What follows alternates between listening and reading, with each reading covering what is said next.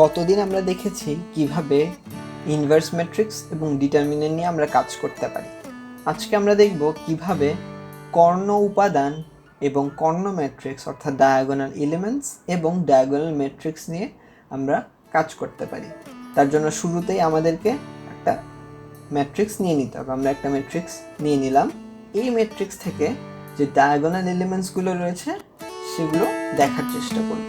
তার জন্য শুরুতে আগে ম্যাট্রিক্সটা একবার অর্থাৎ স্ক্রিপ্টটা একবার রান করে দেখি। আমরা যদি এক্স ম্যাট্রিক্সটা খেয়াল করে দেখব যে এখানে ডায়াগোনাল এলিমেন্টসগুলো হলো 1, 7, 13, 19 এবং 22।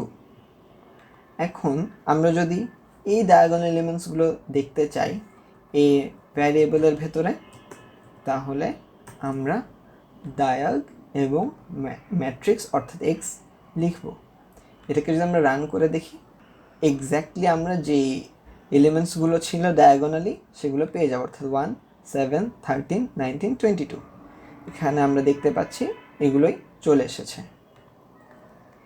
এবার আমরা দেখার চেষ্টা করব যদি আমরা ডায়াগোনালসকে শিফট করতে চাই তাহলে কিভাবে কাজ হবে, বা আমরা যদি এক ঘর ডানে থেকে বা এক ঘর নিচ থেকে ভ্যালুগুলোকে দেখতে চাই। যদি আমরা এক ঘর ডানে অর্থাৎ পরের কলাম দ্বিতীয় কলাম থেকে এই ডায়াগোনাল এলিমেন্টসগুলোকে শুরু করতে চাই, তাহলে আমরা আবারও আগের মতনই লিখব এবং শেষে একটি 1 প্যারামিটার অ্যাড করে দিব, যেটি হলো বাই ডিফল্ট +1। দেখতে পাচ্ছি কোন কোন এলিমেন্টসগুলো রয়েছে। এখানে খুব স্পষ্টতই দেখা যাচ্ছে যে ডায়াগোনাল এলিমেন্টস কিন্তু সেকেন্ড কলাম থেকে শুরু হলো, 2, 8, 14, 20। একইভাবে কিন্তু এই জিনিসটা কাজ করবে যদি আমরা ডায়াগোনাল এলিমেন্টসকে 2 ঘর ডানে সরাতে চাইতাম, তাহলে এটা 2 ঘর ডানে সরে আসতো।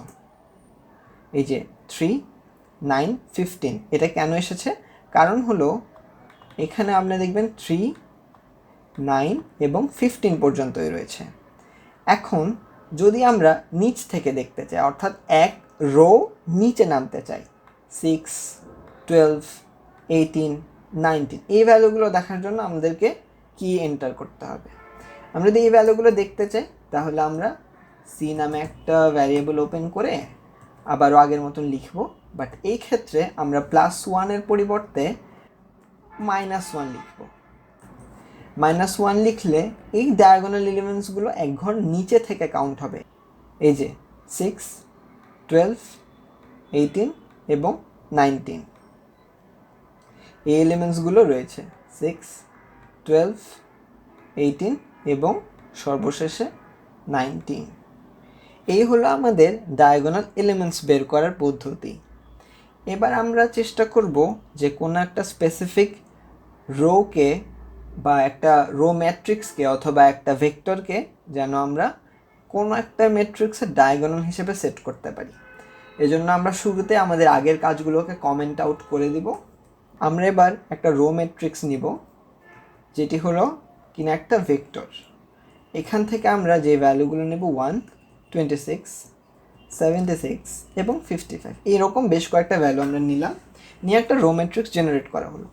এখানকার ভ্যালুগুলোই কিন্তু অন্য আরেকটা ম্যাট্রিক্সের ডায়াগোনাল এলিমেন্টস হিসেবে আমরা দেখতে চাই, অর্থাৎ আমরা এখন আগের প্রক্রিয়াটার বিপরীত প্রক্রিয়া অনুসরণ করব। এটার জন্য আমাদের কোডটা কেমন হবে, আমরা পি ভ্যারিয়েবলের মধ্যেই সেই ম্যাট্রিক্সটি রাখতে চাইব। তার জন্য একইভাবে এইভাবে করে যদি আমরা লিখি তাহলে আমরা এবার রান দিয়ে দেখব। এখন আপনি নিশ্চয়ই দেখতে পাচ্ছেন 1, 26, 76, 55 এইগুলো ডায়াগোনাল এলিমেন্ট হিসেবে একটা ম্যাট্রিক্সে চলে এসেছে।